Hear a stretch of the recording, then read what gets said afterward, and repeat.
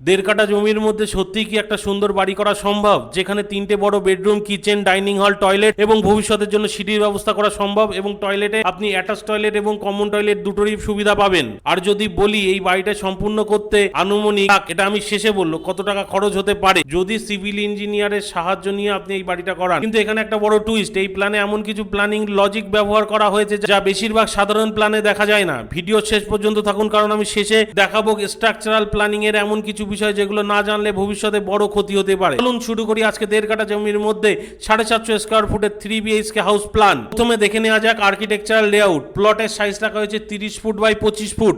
মাত্র এই জায়গার মধ্যে এমনভাবে স্পেস প্ল্যানিং করা হয়েছে যাতে প্রতিটা রুম ব্যবহারযোগ্য এবং আরামদায়ক হয়। প্রথমে বলি, এই একটা বেডরুম, টোটাল 3টে বেডরুম রাখা হয়েছে, এবং এটা হলো এন্ট্রান্সের রাস্তা, এটা কিচেন, এটা হলো কমন টয়লেট। আপনি যদি এটা অ্যাটাচ টয়লেট হিসেবে ব্যবহার করতে চান তাহলে ভেতরে একটা ওয়াল তুলে দেবেন, একটা পোর্শন অ্যাটাচ টয়লেট, আর এই দিকে যে রাস্তাটা থাকবে সেটা হলো কমন টয়লেটের ব্যবহারের জন্য।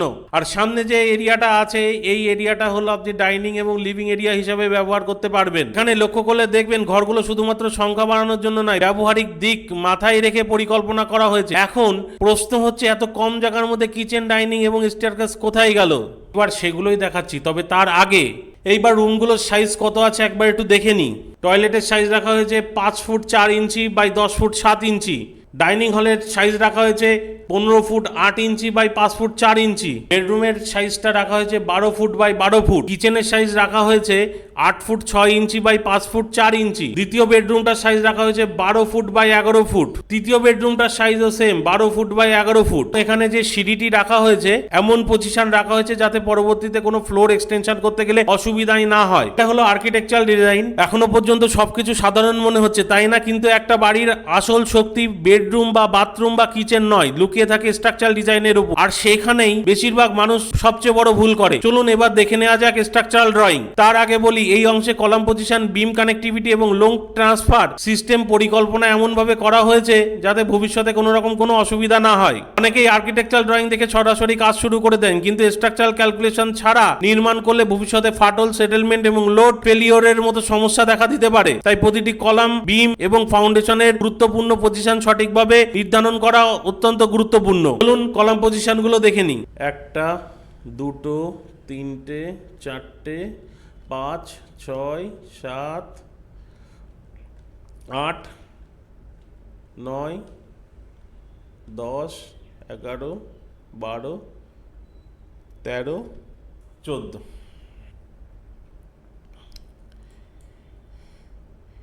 এই টোটালটা হলো স্ট্রাকচারাল ডিটেইলিং। এই প্ল্যানের সফট কপি পেতে চাইলে আপনি উপরে দেওয়া হোয়াটসঅ্যাপ নম্বরে যোগাযোগ করবেন, আমরা সফট কপি আপনাদের কাছে পাঠিয়ে দেব। এখন আসি সবচেয়ে গুরুত্বপূর্ণ প্রশ্নে, এই বাড়িটি সম্পূর্ণ করতে কত খরচ হতে পারে। বর্তমান বাজার দর অনুযায়ী ফাউন্ডেশন থেকে শুরু করে roof casting, brickwork, plaster, putty, paint, marble flooring, plumbing এবং ইলেকট্রিক্যাল ওয়ার্ক সহ সম্পূর্ণ বাড়িটি নির্মাণ করতে আনুমানিক 8.5 থেকে 9 লাখ টাকার মতো খরচ হবে। তবে ম্যাটেরিয়ালের কোয়ালিটি এবং লোকেশন অনুযায়ী খরচের কিছুটা পরিবর্তন হতে পারে। আপনাদের জমির জন্য যদি কোনো রকম হাউস প্ল্যান এবং স্ট্রাকচারাল ড্রয়িং ডিটেইলিং এর দরকার হয় তাহলে উপরে দেওয়া নম্বরে যোগাযোগ করবেন, আমরা আপনাকে পুরোটা সাহায্য করব। আমরা সারা ভারতবর্ষ জুড়ে কাজ করি। এখন সবচেয়ে গুরুত্বপূর্ণ অংশ বাকি আছে। পরবর্তী পার্ট 2 ভিডিওতে আমি দেখাবো দরজা, জানলা এবং ফার্নিচার লেআউট এবং ন্যাচারাল ভেন্টিলেশনের জন্য কিভাবে পরিকল্পনা করা হয়, এবং সবচেয়ে গুরুত্বপূর্ণ বিষয় হলো স্পেস ইউটিলাইজেশন কিভাবে হয় সেটাও দেখাবো। সত্যি কথা বলতে এই প্ল্যানের সবচেয়ে ইন্টারেস্টিং অংশটাই পার্ট 2 তে আছে। তাই ভিডিওটি ভালো লাগলে লাইক করুন, সাবস্ক্রাইব করুন এবং পার্ট 2 মিস করবেন না।